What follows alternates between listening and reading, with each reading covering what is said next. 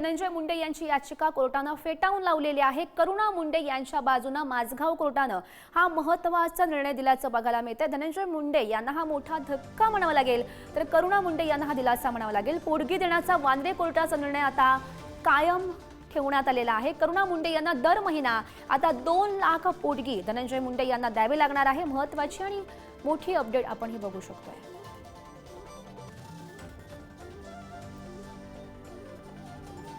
तर कोर्टात नेमकं काय घडलं ग्राफिक्सच्या माध्यमातून बघूया। लग्नाचे पुरावे सादर करण्यास सांगितलेलं होतं आपण। धनंजय मुंडे यांच्या वकिलांचा हा युक्तिवाद बघतोय। मात्र मृत्यूपत्र स्वीकृतीपत्र सोडून बाकी सगळी कागदपत्र आणली आहेत। त्यांनी दिलेल्या या कागदपत्राला काही अर्थ नाही।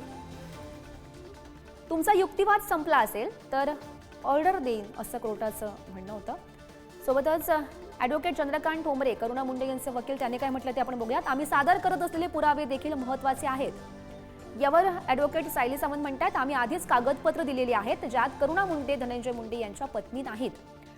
मृत्यूपत्रातल्या उल्लेखातून करुणा मुंडे धनंजय मुंडे यांच्या पत्नी आहेत हे सिद्ध होत नाही। मृत्यूपत्रात काही खोटे उल्लेख असल्याची तक्रार करुणा मुंडे यांच्या विरोधात केलेली आहे।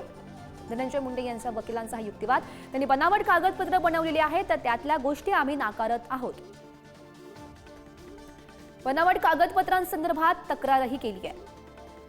खालच्या कोर्टात ही कागदपत्र सादर केल्यानंतर आम्हाला कळलं करुणा मुंडे धनंजय मुंडे यांच्यासोबत फक्त काही काळ होत्या। करुणा मुंडे या धनंजय मुंडे यांच्या पत्नी नाहीत। यावर करुणा मुंडे यांचा वकील त्यांनी म्हटलेलं आहे, पासपोर्ट बँक स्टेटमेंट आणि इतर कागदपत्र आम्ही दिलेली आहेत त्यावरून करुणा मुंडे त्यांच्या पत्नी आहेत हे सिद्ध होतं। यावर करुणा मुंडे यांचं म्हणणं, मला पण बोलायचं आहे, 27 वर्ष आम्ही सोबत राहिलोय, मीही बोलते, माझ्या पतीला बोलवा, माझे वकील चांगल्या पद्धतीनं मांडू शकत नाहीत ते मी मांडू शकते।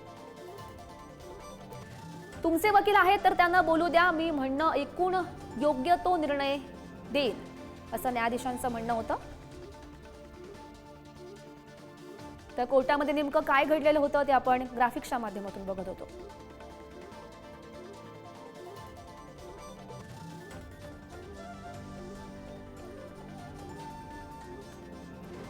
तर कोर्टाचा निकाल समोर आल्यानंतर करुणा मुंडे यांनी नेमकं काय म्हटलं, त्यांची प्रतिक्रिया काय होती ऐकूयात।